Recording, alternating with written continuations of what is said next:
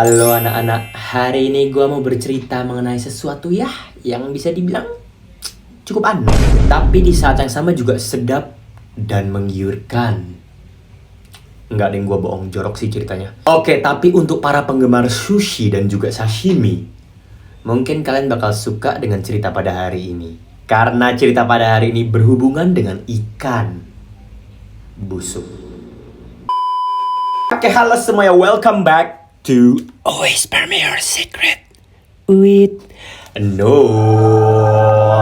Seperti yang kalian tahu, di sini gue bakal baca rahasia dan juga pengalaman kalian yang paling aneh, paling tidak masuk akal, paling menjijikan atau apapun itu secara anonim. Masalah kalian percaya atau nggak percaya sama ceritanya, ya itu di tangan kalian. Dan bagi kalian yang mau ikutan sharing cerita kalian, link ada di deskripsi video ini. Oke anak-anak, tanpa berlama-lama kita langsung lanjut. Hai Nul, nama gue ya kita sebut aja Udang.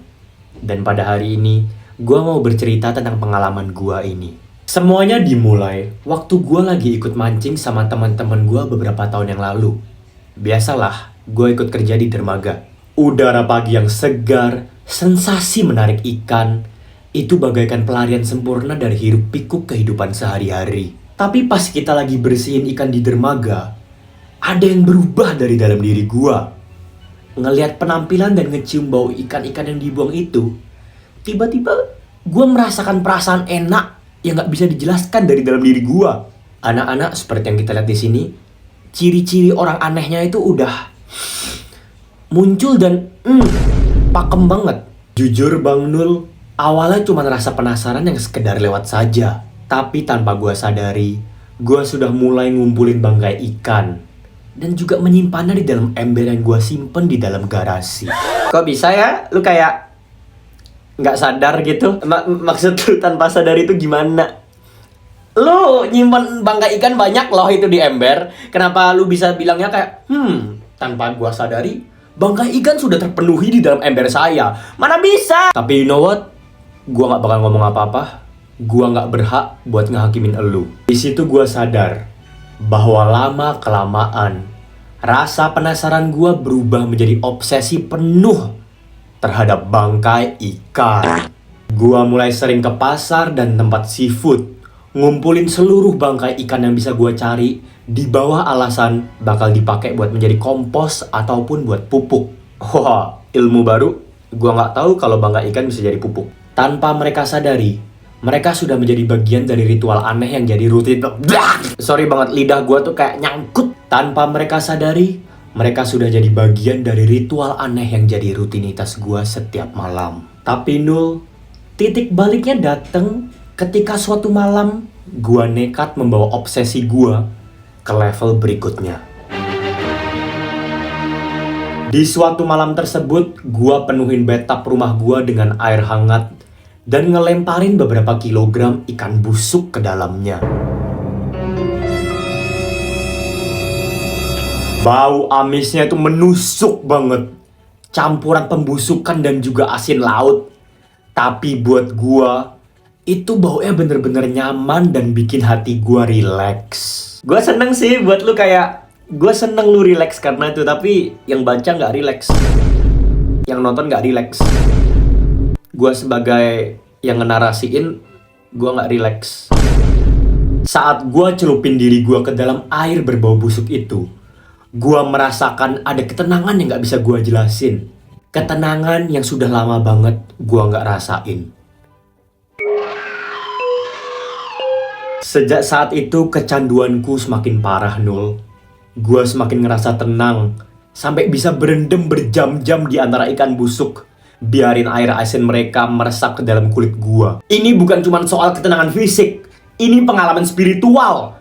Cara gua untuk menghadapi dan menerima kehancuran dan juga ngomong apa sih lu? Cara gua untuk menghadapi dan menerima kehancuran dan juga ketidakpastian hidup dalam bentuknya yang paling mentah. Gua udah coba berkali-kali, tapi mungkin emang IQ gua yang kurang tinggi atau level pemahaman gua tuh masih ya kurang banget. Jadi ya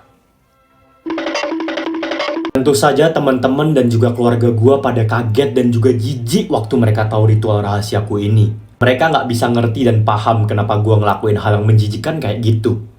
Meski mereka semua adalah orang desa, tetap aja aneh bagi mereka ngeliat gue kayak gitu, WKWK. Dari sana mulailah desas-desus, gosip, dan juga tatapan khawatir.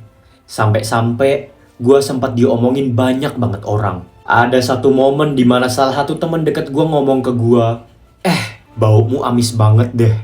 Terus muka lu juga jadi jerawatan. Di sana gue langsung balas dengan lantang, muka lu kayak Puki. Ya menurut gue comeback yang bagus ya. Dengan ngatain muka orang kayak Puki, menurut gue itu kayak banget gitu loh. Lu kayak good job banget. Mungkin dia ngeliat muka lu kayak gini ya. Sejak saat itu gue jadi gak mau kemana-mana. Teman-teman ngajak nongkrong, gue bilang tidak. Gue gak mau nongkrong sama mereka karena gue gak nyaman. Yoi banget bro, gak nyaman emang. Udah gak perlu tuh nongkrong sama teman-teman, sama keluarga besar. Gak penting mereka, yang penting lu kan punya ikan-ikan busuk tuh.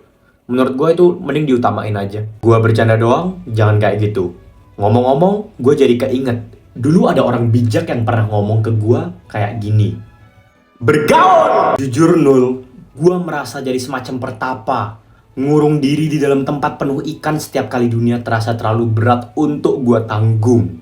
Tapi jujur Nul, buat gue ini bukan cuma soal bikin heboh atau cari perhatian. Ini merupakan perjalanan pribadi spiritual yang dalam. Cara gue memproses dan juga membebaskan kecemasan dan juga ketidakpastian yang sering bikin gue galau. Dan iya, gue udah kok Nul coba cari pertolongan dari psikolog, dokter di kota besar. Mereka semua coba ngertiin gue dan coba buat ngediagnosa gue dengan obsesi aneh ini. Ada yang bilang ini bentuk self-harming, ada juga yang bilang ini adalah trauma yang lumayan parah. Tapi, buat gue, ini adalah terapi. Ini adalah cara yang aneh, tapi ampuh buat cari kedamaian di tengah kekacauan dunia. Lu ngomong apa? Lu ngomong apa? Ya, tentunya ada resiko dari konsekuensi dan rutinitas mandi yang gak biasa ini. Gue udah ngalamin infeksi dan iritasi kulit berkali-kali. Ya udah, stop. Mau sampai kapan lu gini mulu? Sampai lu kena penyakit kusta, cacar air, herpes. Tapi di tengah semua penilaian dan juga kekhawatiran kesehatan, ada keindahan aneh yang gue temuin dalam ritual ini. Apa? Apa yang indah? Apa yang indah? Jawab gue. Gue merasa ini adalah hubungan dengan sesuatu yang primitif. Sesuatu yang murni dan tidak disaring. Ini siapa sih yang cerita ke gue? Chairil Anwar. Gua bahkan ngerasa ini udah kayak menjadi pembaharuan jiwa yang gak bisa gua temuin di tempat lain. Tidak dalam agama gua sendiri, tidak. Wah, ini orang gila beneran. Gua udah nge-handle banyak banget cerita aneh dan pengalaman-pengalaman orang aneh. Mungkin cerita ini gak semenjijikan yang lain atau segila yang kemarin. Tapi menurut gua, secara personal ya, secara manusiawi, dia yang paling gila. Jadi begitulah cerita dari gua Bang Nul. Udah hampir 2 tahun gua hidup kayak gini. Dan jujur, gua gak masalah sih. Makasih ya Bang Nul udah ngedengerin cerita aneh bagian dari hidup gua ini.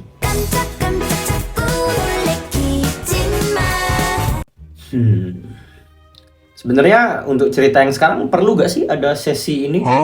Kayak, ya he's happy. Dia kayak bahagia dengan kehidupannya dengan bangkai ikannya itu. Sampai meresap ke dalam kulit-kulitnya menjadi satu dengan bangkai ikan. Ya, good job, I'm happy for you. Kayak lu bisa cari kedamaian, terus lu bisa dapat kayak kebahagiaan. Tapi kayak harus banget ya bangkai ikan. Banyak hal loh di dunia ini tuh kayak lu bisa mancing aja dengan normal. Atau kayak daki gunung, nonton K-pop, nonton anime, bergaul. Dibilang ngerugiin orang lain sih enggak ya, tapi keluarga lu sih mungkin kayak kalau misalnya one day lu harus datang ke nikahan atau misalnya acara apa kayak gitu di keluarga besar lu atau keluarga kecil lu, mereka mau emang nyium bau ikan bandeng dari tubuh lu? Jujur gue penasaran sama bau ketek lu sih. Kayak baunya apa? Ya, tapi terlepas dari semua itu, Gua nggak masalah sih, kayak I guess it's good for you. Nggak semua orang bisa ketemu kedamaian dan juga kebahagiaannya mereka. Tapi gua rasa lu udah nemuin hal tersebut tanpa harus mengkonsumsi narkoba, alkohol, not even rokok. Good job. Cuman ya aneh sih. Tapi at the end of the day, I'm happy for you. I'm proud of you. Good job.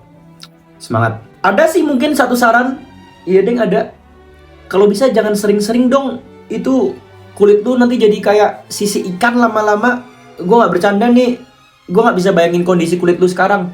Tapi gue ngomong ini demi kesehatan lu sih, bukan demi sosialita lu atau gimana. Lebih ke demi kesehatan lu aja sih.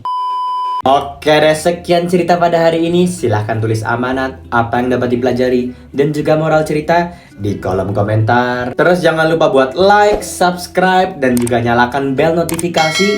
Dan share video ini ke teman-teman kalian, saudara, bapak, ibu, selingkuhan, anjing lu, kucing lu, ikan lu. Ya biar gue bisa terus semangat upload Whisper Me Your Secret tiap minggunya. Sekian dan sampai jumpa. Sampai bertemu di episode berikutnya hari Sabtu depan. Bye bye bye bye bye bye bye bye bye bye bye bye bye.